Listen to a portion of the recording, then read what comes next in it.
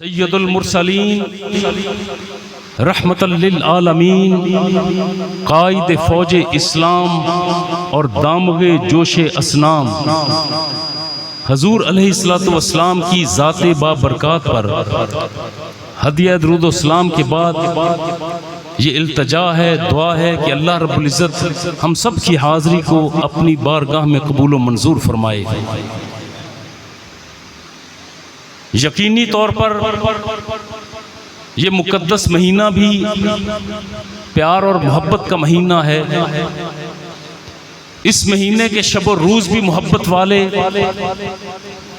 आप अहबाब ने ज़िक्र खुदा और ज़िक्र मुस्तफ़ा की इस महफिल का एहतमाम किया तो बड़ी मोहब्बत से किया। दिल में यह ख्याल आता है कि जहां मोहब्बत की इतनी निस्बतें एक मकाम पर इकट्ठी हो गई हैं तो क्यों ना मैं भी बात का आगाज मोहब्बत से ही करूं। आपने मोहब्बत की बहुत सी दास्तानें सुन रखी होंगी। मोहब्बत की दास्तानों के किरदार आपके जहनों में होंगे। मुमकिन है कि कोई तो दास्तान मोहब्बत आपके जहनों में आज के दौर की हो, और ये भी मुमकिन है कि आज से कोई 100 साल पहले 500 साल पहले की दास्तान मोहब्बत आपने पढ़ रखी हो, सुन रखी हो। आज एक दास्तान मोहब्बत मैं भी सुनाता हूँ, और ये दास्तान मोहब्बत कोई आज की बात नहीं, ये दास्तान मोहब्बत कोई अब की बात नहीं, बल्कि ये तब की बात है जब अब तब और ये सब न था।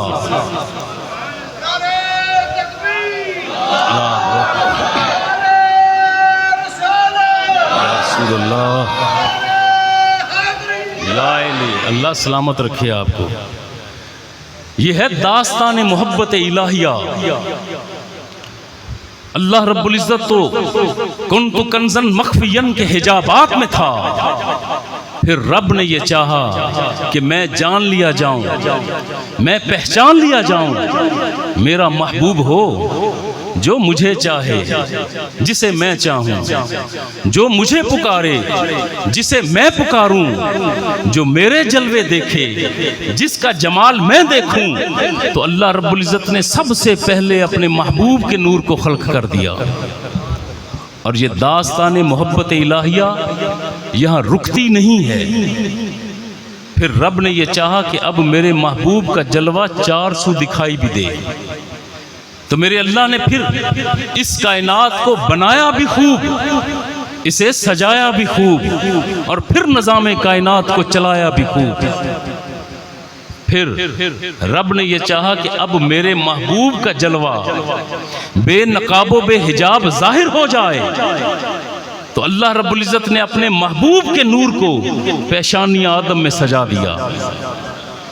फिर ये अल्लाह के महबूब का नूर पाक तैयब ताहिर पेशानियों से होता हुआ पहुंचा था तो हजरत अद्दू तक पहुंचा। फिर ये नूर हजरत अद्दू ने अदनान को दिया, अदनान ने मोइद को दिया, मोइद ने नज़ार को दिया, नज़ार ने मज़र को दिया, मज़र ने इलियास को दिया, इलियास ने मुदरका को दिया, मुदरका ने खुज़ैमा को दिया, खुज़ैमा ने कनाना को दिया, कनाना ने नज़र को दिया, नज़र ने मालिक को दिया, मालिक ने फ़िहर को दिया, फ़िहर ने गालिब को दिया, गालिब ने लोई को दिया, लोई ने मुर्रा को दिया, मुर्रा ने कुस्सा को दिया, कुस्सा ने कलाब को दिया, कलाब ने अब्दे मुनाफ को दिया, अब्दे मुनाफ ने यही नूर हाशिम को दिया, हाशिम ने अब्दुल मुतलिब को दिया, अब्दुल मुतलिब ने यही नूर हजरत अब्दुल्लाह को दिया। और फिर यहाँ से वो कौंपल फूटी और फूल रूनुमा हुआ, जिसकी विलादत की कसम कुरान ने ववालिदू वमा वलद से इरशाद फरमाई, और जिसके शहर की कसम ला उक़सिमु बिहाज़ल बलद से इरशाद फरमाई। ये दास्तान मोहब्बत इलाहिया है। हर नबी ने, रसूल ने, जितने अंबिया और रसूल आए, 1.25 लाख या उसके करीब जितने नबी रसूल हैं, इनमें 2 कदरें मुश्तरिक हैं। हर नबी में जिस कौम पर भी आया हो, जिस उम्मत का भी वो नबी हो, 2 कदरें मुश्तरिक हैं। पहली कदर ये कि हर नबी ने, हर रसूल ने अल्लाह की उलूहियत का दर्स दिया, अल्लाह रब्बुल इज़्ज़त के वहदहू ला शरीक होने का दर्स दिया। और दूसरी कदर जो हर नबी के साथ मुंसलिक है कि हर नबी ने अपने अंदाज में, अपने रंग में, अपने ढंग में, अपनी सौत में, अपने जमाल में जिक्र किया है तो नबी आखिर ज़मा का जिक्र किया। मगर सवाल एक उभरता है, सवाल ये है कि अभी मुस्तफ़ा की जलवागरी तो हुई नहीं, अभी आप तो तशरीफ लाए नहीं, तो आदम ने पहले से जिक्र कैसे कर दिया, नूह ने जिक्र कैसे कर दिया, शीश तज़किरा कैसे करते हैं? हर नबी ने जिक्र मुस्तफ़ा का किया तो क्यों किया? दो ही बातें हैं, या तो इन तमाम अंबिया और रसूल ने उस महबूबे खुदा का जमाल देख रखा था या फिर उसका तज़किरा सुन रखा था। एक तीसरी बात भी है, तीसरी बात यह है कि या तो फिर अंबिया और रसूल ने उस नबी आखिर ज़मा का जलवा भी देख रखा हो, जमाल भी देख लिया हो और उसका जिक्र भी सुन लिया हो। और ये तीसरी बात जानने समझने के लिए एक मंजर आपके सामने रखने लगा हूं।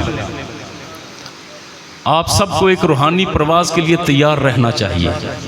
और ये प्रवास कोई थोड़ी या करीब की तरफ प्रवास नहीं, आपको एक मंजर दिखाना चाहता हूं और ये मंजर है आलमे ला मकां का। हम आलमे मकां से आगे तो जा नहीं सकते, आलमे मकां के झरोके से आलमे ला मकां का एक मंजर देखते हैं। वो मरहला कि जब अभी आदम सफ़ीउल्लाह को इस दुनिया में उतारा नहीं गया था, अल्लाह रब्बुल इज़्ज़त ने तमाम इंसानों की अरवाह पहले से खल्क कर दी। अल्लाह ने तमाम इंसानों की अरवाह पहले से खल्क की और तमाम रूहों को आलमे अरवाह में रखा। ला मकां का मंजर है। और अल्लाह रब्बुल इज़्ज़त ने आलमे अरवाह में 2 जलसों का इनाकाद फरमाया है।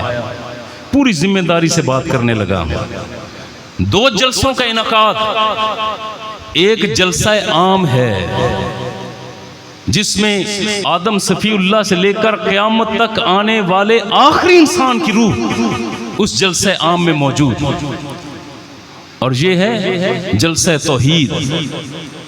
इस जलसा में आपकी रूह भी थी, मेरी रूह भी थी, हम सब की अरवाह मौजूद। और अल्लाह रब्बुल इज़्ज़त ने सवाल पूछा था, अलस्तु बिरब्बिकुम? क़ालू बला। रब ने पूछा था, क्या मैं तुम्हारा रब नहीं? तो तमाम अरवाह ने यह कहा था, ए परवरदिगार तू हमारा माबूद है, हमारा मस्जूद है, हमारे रकू और सजूद तेरे लिए, हमारा क़याम और तशहुद तेरे लिए, चलना फिरना उठना बैठना तेरे लिए, तू हमारा मालिक है, हमारा रब है। ये तो था जलसा आम।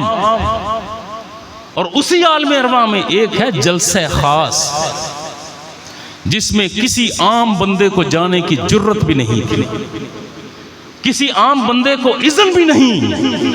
उस जलसा खास में फ़कत अंबिया और रसूल मौजूद हैं, कोई गैर नबी, कोई गैर चुनीदा वहां जाने की जुर्रत नहीं करता। और ये जो जलसा खास था ना, ये था जलसा मिलाद। और ये भी पूरी जिम्मेदारी के साथ, कोई जोशे खिताबत नहीं, अपनी बात को साबित करूंगा। मिलाद क्या होता है? मिलाद है जमाले महबूब खुदा का जिक्र, जमाल का जिक्र, कमाल का जिक्र, आपके साथ मोहब्बत और वफा का अहद करना, यही तो है ना। और आलमे ला मकाम में जो जलसा खास था, जिसमें कोई आम नहीं, सिर्फ खवास मौजूद, अंबिया और रसूल मौजूद, इसे जलसे मिलाद इसलिए कहा जाता है कि महबूब का तज़किरा होने वाला है। और ये बात ज़हन नशीं रहे, आप जो इस जलसा मिलाद में आए हैं ना, आपको बड़ी मुबारक हो, इसलिए कि एक रवायत वो चली है उसी आलमे अरवाह के जलसा मिलाद से। क़यामत तक वही रवायत कायम और दायम रहेगी कि जिस मकाम पर जलसा मिलाद मुस्तफ़ा होगा वहां किसी आम बंदे को आने की जुर्रत ही नहीं होती। वहां आते ही खवास हैं जिन्हें रब की तरफ से इज़्न होता है, चलो ना मेरे महबूब की महफिल को सजा दो। और मिलादे महबूब खुदा का जलसा आलमे अरवाह में, आलमे ला मकाम में यूं है कि 1.25 लाख अंबिया मौजूद हैं। किसी को मालूम नहीं कि रब ने क्यों बुला लिया। मेरा ज़ौक़ ये कहता है कि यकीनन हज़रत शीस अलैहिस्सलाम अपने बाबा हज़रत आदम सफ़ीउल्लाह से पूछते होंगे कि बाबा आज रब ने क्यों बुला लिया, इकट्ठा क्यों किया। तमाम अंबिया मौजूद कि रवायात मिलती हैं कि इतने में एक तख्त आलम अरवाह में बुलंदी से उतारा गया और तमाम अंबिया और रसूल एड़ियां उठा उठा कर इस तख्त की तरफ देख रहे हैं कि कौन है इस तख्त पर, कौन जलवा अफरोज है। ये एड़ियां उठा उठा कर जब 1.25 लाख अंबिया देख रहे हैं तो इस मंजर की मंजर कशी अगर किसी ने की है ना ज़ौक़ के साथ तो वो अमीर इश्क अमीर खुसरो है। वो पूरा नक्शा खींचते हैं। नमी दानम च मंजिल बूद शब जाए के मन बूदम, बहर सू रख से बिस्मिल बूद शब जाए के मन बूदम, खुदा खुद मीर मजलिस बूद अंदर ला मका खुसरो, मोहम्मद शम में महफिल बूद शब जाए के मन बूदम।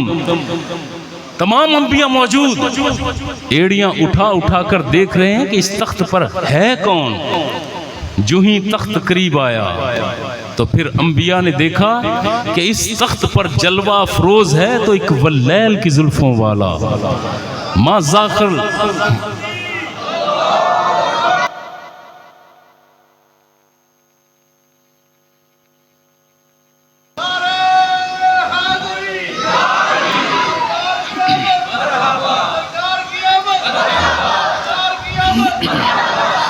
पहली मेरी हाज़िरी है, लेकिन गुजारिश कर दूं कि पाकिस्तान के मुख्तलिफ इलाकों में हाज़िरी रहती है, लेकिन मेरा एक ईमानी मसला है और नफ्सियाती भी मसला है।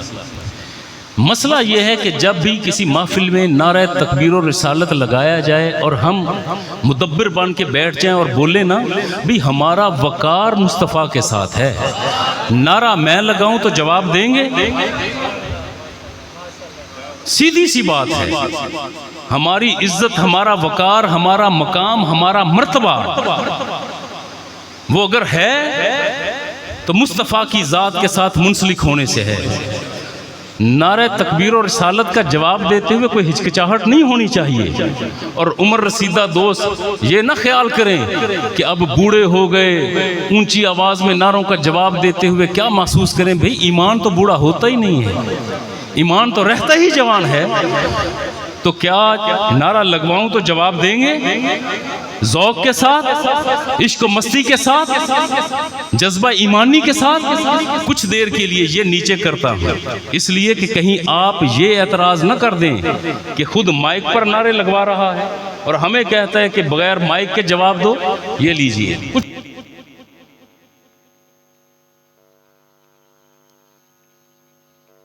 तकबीर। ईमानदारी से सोचिएगा, क्या आपके नारा और इसका जवाब इतना बुलंद है जो मेरी आवाज से भी बुलंद हो? नाराए तकबीर, नाराए रिसालत, नाराए रिसालत, नाराए तहकीक, नाराए हैदरी, अल्लाह मोहम्मद चार यार हाजी ख्वाजा कुतुब फरीद। हाँ, ये हुई ना बात। और कहने दीजिए आपके नारों का जवाब सुनकर वो फरिश्ते जो आसमान की बुलंदियों पर प्रवास करते हुए बारगाह मुस्तफ़वी में जा रहे होंगे, आपके नारों का जवाब सुनकर ज़रा रुके होंगे, गर्दनें झुकाकर आपको देखा होगा और जाकर मुस्तफ़ा की बारगाह में अर्ज़ करेंगे कि या रसूलल्लाह आपके दीवाने आपके नाम पर झूम रहे थे। नारों का जवाब यूं होना चाहिए। तकरीर करना अगर फन है ना तो तकरीर सुनना इससे बड़ा फन है। वो मंजर तमाम अंबिया और रसूल देख लिया। जलवा महबूब खुदा वल्लैल की जुल्फों वाला, माँ जागल बसर की आंखों वाला, यदुल्लाह के हाथ वाला, हुस्नो जमालो कमाल की इंतहाओं पर फायजात। जब जलवा देखा ना, अब जो बात करने लगा ये मैंने पढ़ी नहीं, मगर मेरा ज़ौक़ ये कहता है, मेरा ईमान कहता है कि मेरे अल्लाह ने अपने महबूब का तारुफ अंबिया और रसूल से ज़रा यूं करवाया होगा कि अंबिया और रसूल देख रहे हो इसे, ये है वो मेरा महबूब जिसके लिए कायनात को सजाया गया, जिसके लिए कायनात को बनाया गया, जिसके लिए निज़ामे कायनात को चलाया गया। और उस मरहला पर अल्लाह रब्बुल इज़्ज़त ने अंबिया और रसूल से एक वादा किया, अहद लिया। व इज़ अख़ज़ल्लाहु मीसाक़न नबिय्यीन की तरतीब को ज़हन में रखें। तमाम नबियों से एक अहद लिया कि वादा करो, जब तुम इसका ज़माना पाओगे, जब तुम मेरे महबूब का ज़माना पाओगे तो इसकी इयानत करोगे, इसकी मदद करोगे। तमाम नबियों ने सीने पर हाथ रखकर, गर्दनें झुकाकर, सरे तस्लीम खम करते हुए वादा कर लिया कि या अल्लाह, जब इसका ज़माना पाएंगे तो इसकी इयानत करेंगे। आपने भी एक वादा किया था, एक वादा मैंने भी किया, मगर ना वो वादा आपको याद ना मुझे याद, इसलिए कि हम तो हैं आम इंसान। मगर नबी तो नहीं भूलता, रसूल तो नहीं भूलता। जब आदम अलैहिस्सलाम को ज़मीन पर उतारा गया तो वादा याद, जिक्र करते हैं नबी आखिरुज़्ज़मा का। शीश को भेजा तो वादा याद, जिक्र किया है नबी आखिरुज़्ज़मा का। हर नबी ने तज़किरा किया है अल्लाह के आखिरी नबी का। मगर सवाल अपनी जगह पर मौजूद, उलमा बैठे। सवाल ये है भाई, तमाम नबियों और रसूलों ने वादा तो ये किया था कि या अल्लाह, जब इसका ज़माना पाएंगे तो इसकी इयानत करेंगे। अभी मुस्तफ़ा तो आए नहीं, तो फिर जिक्र और इयानत पहले से क्यों? तो इसका एक ही जवाब जहन में आता है कि ऐ बंदगाने खुदा, जिस दौर में आदम आए हैं ज़माना वो भी मुस्तफ़ा का है, जिस दौर में शीश है ज़माना मुस्तफ़ा का है। कहने दीजिए कि अज़ल से अबद तक का तमाम अदवार ये दर हकीकत ज़माना मुस्तफ़ा का चला जा रहा है। अल्लाह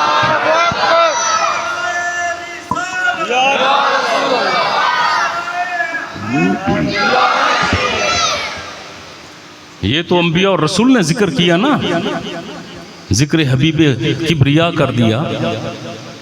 एक ऐसी शख्सियत भी तारीख में मौजूद है जो हजूर अलैहिस्सलातु वस्सलाम की विलादत बसादत से 1000 साल पहले इस दुनिया में मौजूद है। और अभी हजरत मसीह अलैहिस्सलाम भी तशरीफ नहीं लाए थे, उनसे भी पहले की बात। ये बंदा कौन था जिसने जिक्र मुस्तफ़ा पर सरे तस्लीम खम किया था? ना तो ये नबी है, ना ये रसूल है, ना किसी नबी रसूल का ये सहाबी है। सीधा सादा दुनियादार, बल्कि कहने दीजिए कि इक़्तिदार का हरीस बंदा था। मगर जब इश्क झूमर डाल के आता है ना, तो फिर वो मिजाज बदल देता है। फिर वो देखता नहीं है कि ये बंदा कौन है और कैसा है। इसीलिए तो कहते हैं ना कि जाहिद निगाह कम से किसी रिंद को न देख, जाने कि उस करीम को तू है या वो पसंद। भाई वो बंदा कौन था? तारीख में उस बंदे का जिक्र है, तुबा नाम है, हिमजरी खानदान का चश्मो चिराग है, यमन का बादशाह है, जिसे तुबा अव्वल हिमजरी कहते हैं। तुबा के दिल में ख्याल आ गया कि जैसे कैसर और किसरा मौजूद हैं, इसी तरह होना ये चाहिए कि मेरी भी एक सल्तनत हो, मेरे नाम का सिक्का चले, मेरा इक़्तिदार हो, लोग मेरा भी नाम तारीख में याद रखें। और उसका एक ही हल था कि अरब का खित्ता ऐसा था जहाँ पर ना कैसर की हुकूमत, ना किसरा की हुकूमत, ना रूम का कोई असर, ना ईरान के कोई इन्फ्लुएंस। ये खित्ता भी खाली था। इसने अपने वजीरों और मुशीरों को इकट्ठा किया और कहता है कि मैं चाहता हूँ कि अरब की सरजमीन पर मेरा कब्जा हो जाए, बताओ पहला हमला कहाँ करूँ? इसके वज़रा मुशीरान ने नक्शे बिछा लिए, जर्नैलों से मुशावरत शुरू हो गई।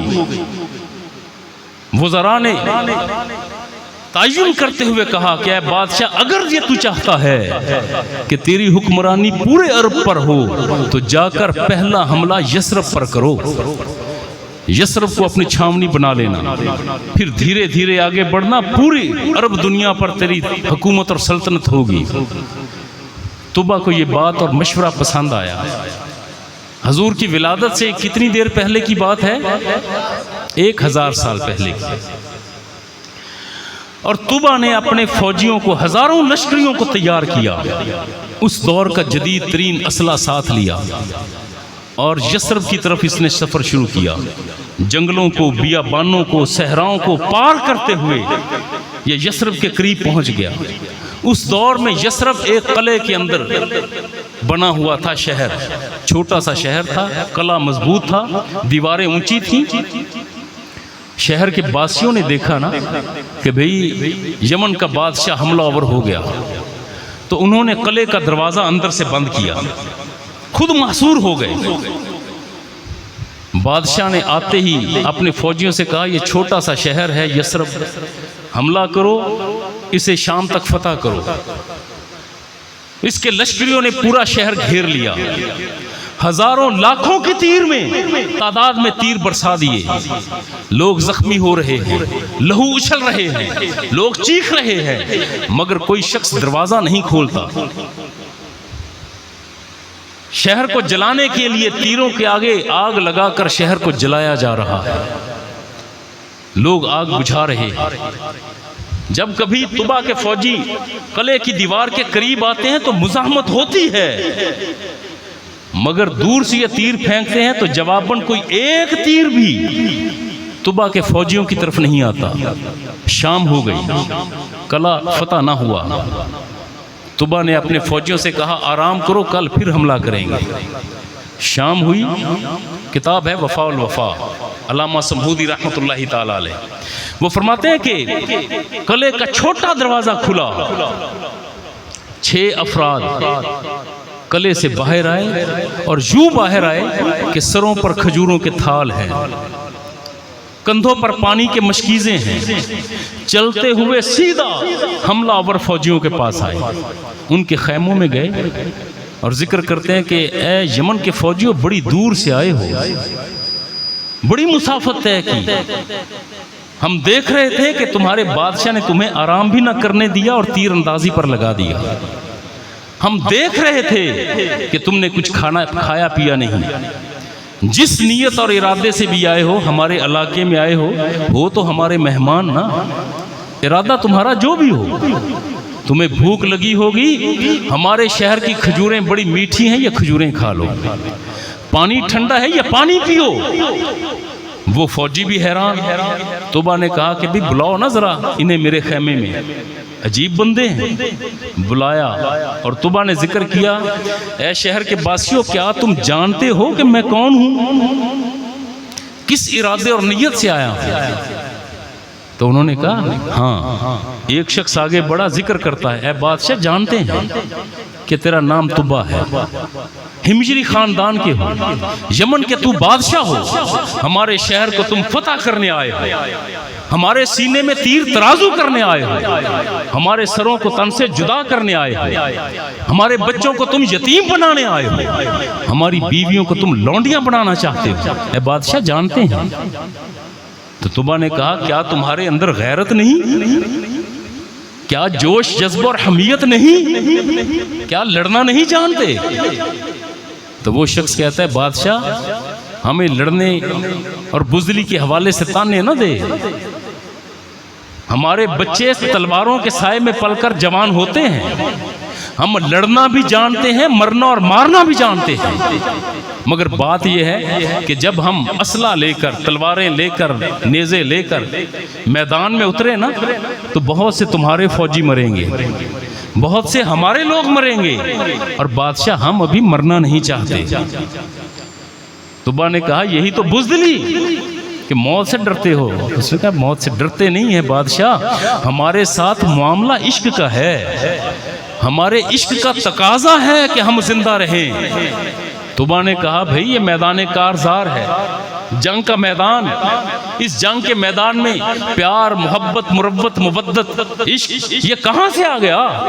यहां पर तो तलवारों की छनकार होती है, तीरों के सनसनाहट की आवाज आती है, नेजों की अंडियां चमकती हैं, ढालों की आवाज निकलती है।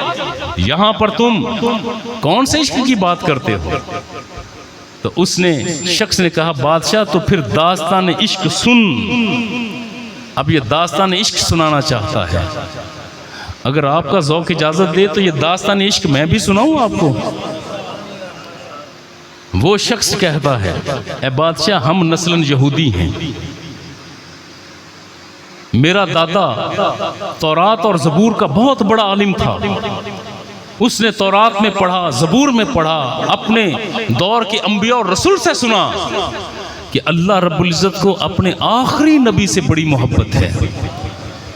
और उस नबी आखिर ज़मा का जिक्र मेरे दादा ने इल्हामी कुतब में इतना पढ़ा कि पढ़ पढ़ कर उस नबी का जिक्र मेरे दादा को उस नबी से इश्क हो गया, प्यार हो गया।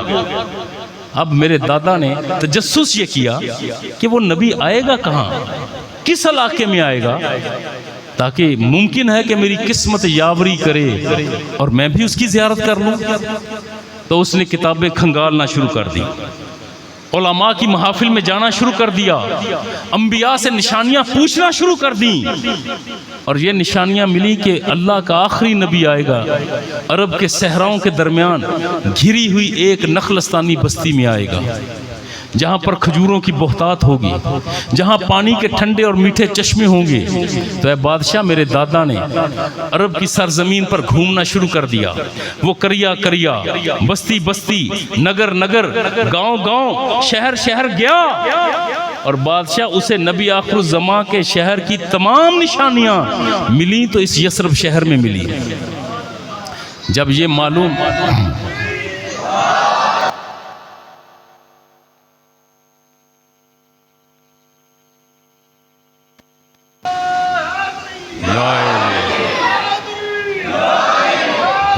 अजरों को मिलल्लाह, अल्लाह सलामत रखे, अल्लाह सलामत रखे। जब बादशाह ये बड़ी तवज्जो से सुन रहा था, उसने कहा कि बादशाह जब मेरे दादा को मालूम हुआ ना कि नबी आखिर ज़मा की जलवागरी होगी तो इस शहर में होगी, तो मेरे दादा ने अपना आबाई इलाका छोड़ दिया, बीवी बच्चों को, शागिर्दों को, अपने कबीले को, दोस्त अहबाब को साथ लिया और आकर इस इलाके में उसने क़याम शुरू कर दिया। तुबा पूछता है अच्छा तो फिर क्या तेरे दादा ने उस नबी आखिर ज़मा की ज़ियारत कर ली? वो कहता है नहीं, उसकी जिंदगी उसी के इंतज़ार में थी, मगर जिंदगी ने वफा ना की। मगर मेरे दादा ने वसीयत की मरने से पहले कि मर जाऊं तो मेरी कब्र इसी शहर के अंदर बना देना। तुबा ने दूसरा सवाल किया तो क्या तेरे दादा के बाद तेरे बाप ने उस नबी की ज़ियारत कर ली? वो कहता कि नहीं, वो भी इंतजार में था मगर जिंदगी ने वफा ना की। तो मेरे वालिद ने हमें वसीयत की कि मैं मर जाऊं तो मेरी कब्र मेरे बाप की कब्र के साथ इसी शहर में बना देना। तुबा ने तीसरा सवाल किया, अपनी नस्ल में से तुम तीसरे हो, तो क्या उस नबी आखिर ज़मा के जमाल और कमाल का जिक्र करते हो, क्या उसकी झलक तूने देख ली, ज़ियारत कर ली? वो कहता है कि बादशाह अभी ज़ियारत नहीं की, इसलिए तो जिंदा रहना चाहते हैं, यही तो हमारे इश्क का तकाजा है। हम यहूदी उलमा दिन भर मेहनत करते हैं, मजदूरी करते हैं, जब रात होती है ना तो हमने एक पहर मखसूस कर रखा है कि भाई यहूदी उलमा उस खास हिस्से में नबी आखिर ज़मा का जिक्र करेंगे। जब वो वक्त आता है तो तारों की छाँव में यहूदी उलमा एक दायरा बनाकर बैठ जाते हैं, तो फिर जिक्र होता है कि यार आज उस नबी आखिर ज़मा का जिक्र तू कर देना, आज जिक्र तू कर, आज जिक्र तू कर। तो फिर तमाम साबिका कुतुब अहकामात के रोशनी में उस नबी आखिर ज़मा का तज़किरा करते हैं, उनकी रूहें यकीनन पुकारती होंगी। पता नहीं करते कैसे थे, जिक्र क्या करते थे मालूम नहीं पड़ा, मगर मेरा ज़ौक़ ये कहता है कि जब ये इकट्ठे होते होंगे ना तो इनकी रूहें चीखती होंगी, पुकारती होंगी, गुलों में रंग भरे, गुलों में रंग भरे, बाद नौ बहार चले, चले भी आओ कि गुलशन का कारोबार चले। कफस उदास है यारो, सबा से कुछ तो कहो, कहीं तो बहरे खुदा आज जिक्र यार चले। बादशाह ये बात सुन रहा था कि भी ऐसे इश्क वाले, उसने कहा अजीब बंदे हो, अगर तेरी जिंदगी में ना आए। उसने कहा मैंने भी वसीयत कर दी कि मैं मर जाऊं तो मेरी कब्र मेरे दादा और बाप की कब्र के साथ इसी शहर में बना देना। तुबा को जरा गुस्सा आया, उसने कहा अजीब नस्ल से हो, अजीब बंदे हो भाई, मरते जा रहे हो, तहे खाक पहुंचते जा रहे हो, वो अल्लाह का नबी न जाने कब आए उसके इंतजार में बैठे हो। तो जरा जवाब सुनिएगा उस यहूदी आलिम का। उसने कहा बादशाह सुन, वो अल्लाह का नबी जब भी आए, वो आए 100 साल के बाद, वो आए 500 या 1000 साल के बाद, आएगा तो इसी शहर में आएगा, चलेगा तो इसी शहर में चलेगा। जब वो चलेगा तो उसके कदमों से उड़ने वाली धूल और मिट्टी जब हमारी कब्रों पर पड़ जाएगी, हमारी रूहों को चैन और करार आ जाएगा।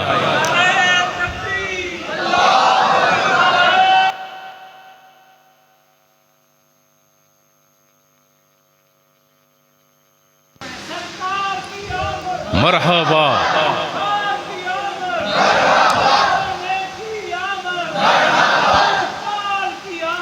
मरहबा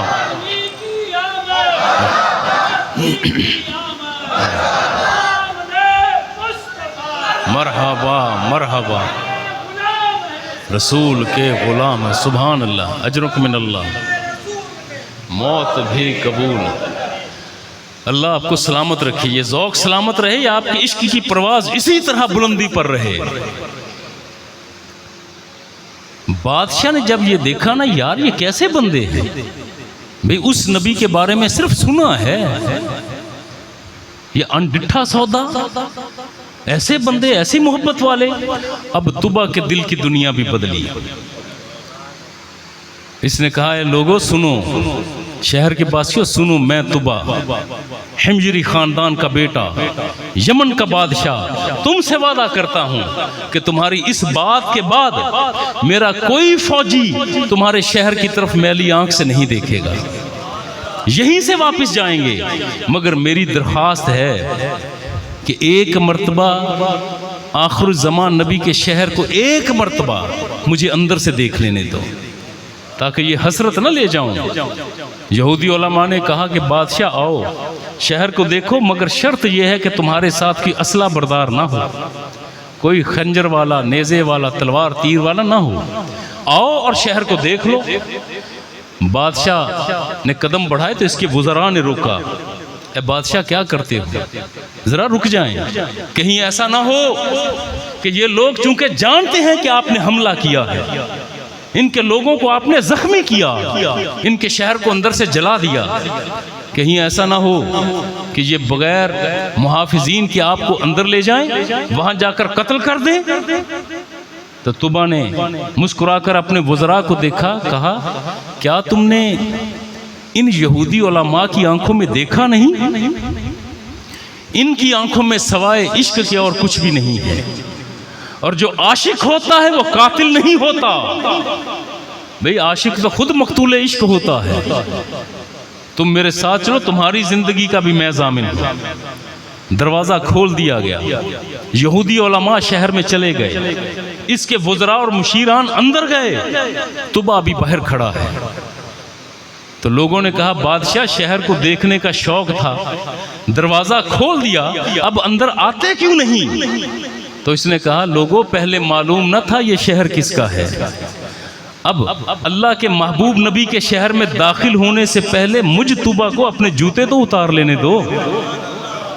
इसने जूते बाहर उतारे, दिल की दुनिया पहले बदल चुकी थी। दाखिल हुआ, शहर को देखा तो आंखों से आंसू रवां हुए, रोता हुआ कभी यसरफ शहर की इस दीवार से लिपटता है, कभी उस दीवार से लिपटता है और कहता जा रहा है, ऐ शहर की दरो दीवार, कैसी खुशकिस्मत हो कि नबी आखिर ज़मा की ज़ियारत करोगी। जब ज़ियारत करो तो खुदारा ज़ुबान हाल से मुझ तुबा का सलाम पेश कर देना। यही तुबा है जो कामिल 6 माह तक फिर इस शहर में रहा। सल्तनत के निज़ाम चलाने के लिए इसने अपनी कमेटी तैयार कर दी। 6 माह तक यसरफ शहर में रहा। क्यों? कि हो सकता है कि किस्मत यावरी करे और जमाले महबूब खुदा का एक झलक देख लूं। यही रुतबा है। जब जाने से पहले मुमलिकत का निज़ाम संभालना था, 6 माह रहा। इसने यहाँ पर 2 मंजिला मकान की तामीर करवाई।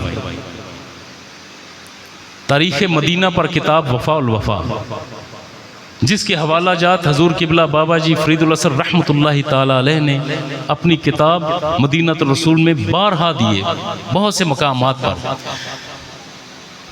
तुबा ने 2 मंजिला मकान बनवाया और यहूदी आलिम को बुलाकर कहा कि इस मकान में ठहरो, ये मकान उस नबी आखिर ज़मा का है। और एक ख़त लिखा। ख़त का मफ़हूम ये था, अल्लाह के नबी की तरफ तुबा का सलाम हो। ए अल्लाह के नबी, मैंने आपका ज़माना नहीं पाया, मैं आप पर नाजिल होने वाली किताब को नहीं जान पाया, मगर मैं तुबा आपको देखे बिना आप पर ईमान लाया, आपकी शरीयत पर ईमान लाया।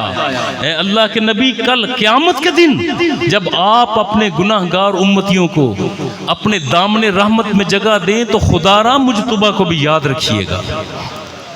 ये ख़त लिखकर इस यहूदी आलिम को दिया कि अपने पास रखो, मैं जा रहा। अगर वो नबी तेरी ज़िंदगी में आ जाए तो ये ख़त उनकी अमानत है, पेश कर देना। तेरी ज़िंदगी वफा ना करे तो ये ख़त अपने बेटे को देना, हत्ता कि उस नबी की अमानत उस तक पहुँचनी चाहिए। और फिर ये ख़त, ये मकतूब 1000 साल की मुसाफत नस्ल दर नस्ल तय करते करते पहुँचा था तो हज़रत अबू अय्यूब अंसारी के पास, उसी यहूदी आलिम की नस्ल से हैं। और यहाँ एक गलत फहमी का अजाला भी कर दूँ। आपने, मैंने, हम सब ने सीरत की किताबों में पढ़ा, तारीख़ की कुतब में पढ़ा कि जब हजूर अलैहिस्सलातु वस्सलाम हिजरत फरमाकर मदीना में आए तो आपने अबू अय्यूब अंसारी के मकान में क़याम फरमाया था। यही पढ़ा है ना आपने। मैं पूरे कुव्वत के साथ, सीने और ईमान की कुव्वत के साथ कहता हूँ कि हजूर अलैहिस्सलातु वस्सलाम अबू अय्यूब अंसारी के मकान में नहीं ठहरे। वो मकान अबू अय्यूब अंसारी का नहीं था। दरअसल अबू अय्यूब अंसारी मुस्तफ़ा के मकान में बतौर चौकीदार ठहरा हुआ था। वो मकान वही मकान जो तुबा ने रसूलुल्लाह के लिए बनवाया, और 2 मंजिला मकान इसी शहर यसरब में था। अब हजूर तशरीफ लाए हैं तो हजूर अपने घर में आए हैं। जब अबू अय्यूब अंसारी को मालूम हुआ ना कि मक्का से मोहम्मद बिन अब्दुल्ला आए हैं और बात नबूवत की करते हैं, तो अबू याला को बुलवाया और कहा कि भाई तुम कासिद बनो, ये ख़त है, जाओ उनकी बारगाह में, तब तक ना देना जब तक वो तलब ना करे। कासिद ने ख़त लिया, अबा में छुपाया, बंद बांधे और चला बारगाह मुस्तफ़वी की तरफ। कुबा के मुकाम पर हजूर जलवा अफरोज़ है, सहाबा बैठे हैं, हजूर इरशादात अता फरमा रहे हैं, सहाबा समात कर रहे हैं। इतने में दूर से आते हुए कासिद को मुस्तफ़ा ने देखा। उसे देखा, हजूर मुस्कुराए और लोगों से फरमाने लगे, भी ज़रा रास्ता दे देना। यूं नहीं, आप बैठे रहें, यूं रास्ता बनवाया और कासिद से फरमाया सीधे चले आओ। अब कासिद के आने का अंदाज, अबा बंद है, हाथ बंधे हैं, ख़त छुपा है और नजरें झुकाकर सीधा बारगाह मुस्तफ़वी में हाजिर। अभी इस कासिद ने कहा कुछ नहीं, कोई कलाम नहीं किया, कोई इशारा नहीं किया। मेरे मुस्तफ़ा मुस्कुराकर फरमाते हैं, लाओ ना मेरी अमानत, दो ना मेरी अमानत। ख़त बारगाह मुस्तफ़वी में पेश किया गया। तुबा के लिए मुस्तफ़ा ने दुआ फरमाई भी, ऐ नहीं, इसी तरह हज़रत इब्राहीम खलीलुल्लाह एक दुआ करते हैं, मौलाना गड्डी पटड़ी ते चढ़ चुकी जे तो रोक मैनू तुसी दिया जे किन्ने बजे बंद करना है किताब किन्ने बजे बंद करना है शहजाद टाइम बता दें